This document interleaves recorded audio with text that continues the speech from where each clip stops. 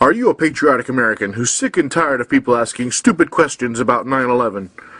Do you consider yourself an unrecognized genius who needs to feel superior to others?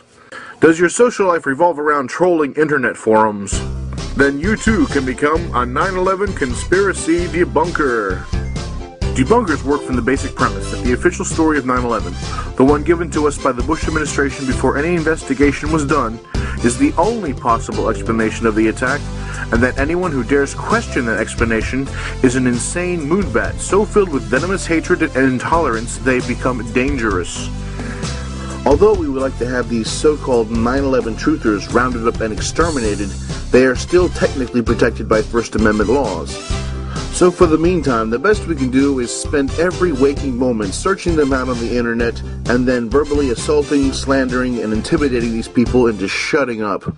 But before you jump right in, there's a few easy ground rules to help make you a better debunker.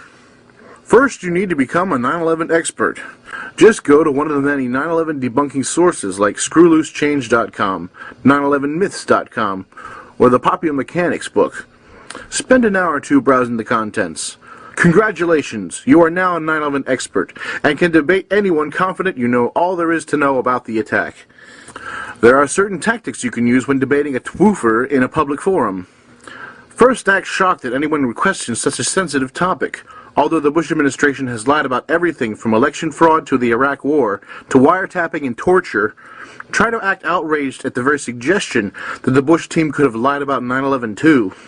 Point out that their baseless accusations only hurt the 9/11 victims' families and embolden the terrorists. Next, look for the weakest point in their argument, or invent one, and blow it up as the central point of their evidence. Then knock it down like a straw man. You only have to point out the tiniest flaw to claim all of their information is wrong. Demand evidence and sources from the twoofer to back up all of their claims. Remind them that any information found on the internet is most likely a wild rumor without any basis in fact, and then debunk their claims with evidence and sources that you found on the internet. As a general rule of thumb, any photographic evidence has obviously been photoshopped. Any witness testimony is flawed because, in the confusion of the day, they obviously were panicked and could not remember clearly what was happening.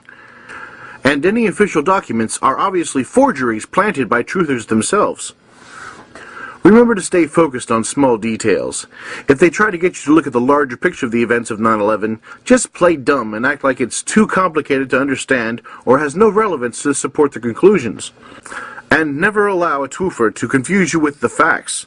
Remember, the truth is not determined by what evidence is proven, but rather what supports the official story. The twoofers may refer to one of their leaders like Alex Jones, Dylan Avery, or Stephen Jones, but instead of addressing their research, simply attack the character of these people by calling them lying radicals who have no credibility. The only experts who have any credibility are the ones who work directly for the defense industry or companies that depend on government contracts, because they would have no obvious ulterior motive or political agenda. And at all costs, ignore David Ray Griffin. David Ray Griffin does not exist and is only a figment of the twoofer's warped imagination. But if all else fails, just bombard them with childish names and venomous insults. There are many to choose from, like moonbat, kook, liberal, commie, paranoid wingnut, and so on. You can also associate them with unpopular groups like racists, anti-Semites, and child molesters. Continue these verbal assaults until the twoofer lashes back in anger, thereby proving it was their rage and hatred that has clouded their judgment. Always remember the magic word that makes all their evidence disappear.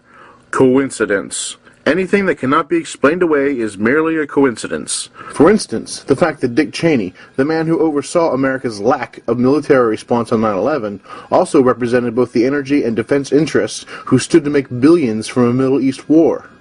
Coincidence. The plans to invade Afghanistan in October were ready for President Bush to sign into action 2 days before the attack. Coincidence. A pilot participating in the 2000 drill simulating an aircraft crashing into the Pentagon ended up being the pilot of Flight 77, which supposedly hit the Pentagon. Coincidence. Larry Silverstein knew he would have to pay millions of dollars in asbestos removal from the World Trade Center when he leased it 6 months before 9/11. But instead, he made billions from his insurance policy when those towers were destroyed. Coincidence. The fact that the company in charge of security for the World Trade Center, who ordered the bomb-sniffing patrol dogs removed from the towers 6 days before the attack, just happened to be run by President Bush's brother Marvin and his cousin Wirt Walker III. Coincidence.